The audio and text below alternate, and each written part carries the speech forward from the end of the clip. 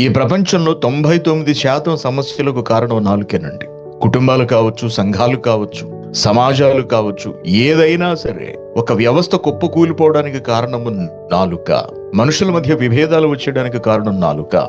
కుటుంబాలు చీలిపోవడానికి కారణం నాలుక. దేశాల మధ్య యుద్ధాలు రావడానికి కారణం నాలుక. సంఘాలు విడిపోవడానికి, కుప్పకూలిపోవడానికి కారణం నాలుక. అంత ప్రమాదకరమైంది నాలుక. గనుకనే దేవుడు ఇన్ని హెచ్చరికలు జారీ చేశాడు. ఒక చేతి గురించో, లేకపోతే ఒక కాలు గురించో, లేకపోతే మరొక అవయవాల గురించి ఇంత తీవ్రమైనటువంటి వివరణను దేవుడు ఇవ్వలేదండి. మనిషి ఏ అవయవముతోనూ చేయనన్ని పాపాలు నాలుగుతోనే చేస్తాడండి. మాటలతో కాటు వేస్తారు. ఆ మాటల వలన ఎదుటి వారి జీవితాలు పోవచ్చు, వాళ్ళ బ్రతుకులు సర్వనాశనం అయిపోవచ్చు, వాళ్ళ కుటుంబాలు కుప్పకూలిపోవచ్చు, వాళ్ళ మధ్యలో విభేదాలు వచ్చి చేయొచ్చు, చాలా రకాలైన విధ్వంసాలు జరిగిపోతాయండి. దేనివల్ల అంటే ఈ నాలుక వల్ల. కాబట్టి ఈ నాలుక